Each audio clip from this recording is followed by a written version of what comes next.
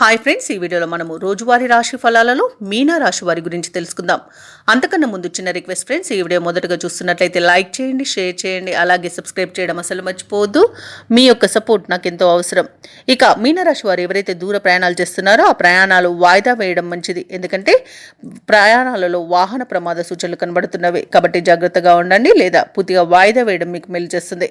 ముఖ్యమైన పనులన్నీ కూడా వ్యయ ప్రయాసాలతో కానీ పూర్తి చేయలేకపోతారు. నిరుద్యోగులు ఎవరైతే ఉద్యోగ ప్రయత్నాలు చేస్తున్నారో వీటిని వాయిదా వేస్తారు. సోదరుల నుండి ఒత్తిడి అనేది పెరుగుతుంది. ఇక ఉద్యోగస్తులకు ఉద్యోగ వాతావరణం గందరగోళంగా ఉంటుంది. మిత్రులతో చిన్నపాటి వివాదాలు కలిగే అవకాశం కనిపిస్తున్నందున కాస్త ప్రశాంతంగా ఉండండి. ఇక వృత్తి వ్యాపారాలలో ఎవరైతే ఉన్నారో వారికి శ్రమాధిక్యత అనేది పెరుగుతుంది. ఇక ఈరోజు మీనరాశి వారికి ఆర్థిక పరిస్థితులలో మార్పుల వలన రుణాలు చేయవలసి వస్తుంది. పెద్దల పట్ల అమర్యాదగా ప్రవర్తించకండి. ఇక నోటి దురుసుతనం వల్ల అవమానాలు తప్పకపోవచ్చు కాబట్టి నోరు అదుపులో పెట్టుకోండి. అనవసరమైన వివాదాలలో తలదూర్చకండి. నమ్మిన వారే మోసం చేసే అవకాశం అధికంగా కనిపిస్తున్నందున కాస్త నమ్మే విషయంలో వారు పరాయవారు అనే భేదాన్ని తెలుసుకోండి.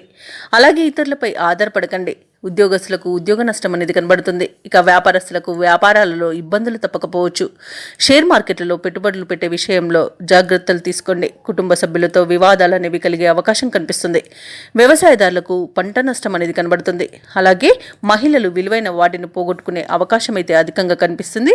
అలాగే వారికి చిన్న చిన్న ప్రమాదాలు జరిగే అవకాశం కూడా కనిపిస్తుంది.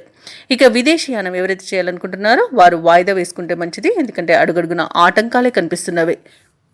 ఇక ముఖ్యమైన పనులలో ఆటంకాలను ఎదుర్కొంటారు. ఆదాయానికి మించిన ఖర్చులు అనేవి కనిపిస్తున్నవి కాబట్టి కాస్త పొదుపు చేయడం ద్వారా ఈ పరిస్థితి నుండి బయటపడవచ్చు. అలాగే మిత్రులతో విభేదాలు కలిగే అవకాశం కనిపిస్తుంది. వాహనాలను, భూములను కొనుగోలు యత్నాలు వాయిదా వేయడం మంచిది. వ్యాపార వాణిజ్యవేత్తలు ఎవరైతే ఉన్నారో వారికి వ్యాపారాలు సామాన్యంగా ఉంటాయి.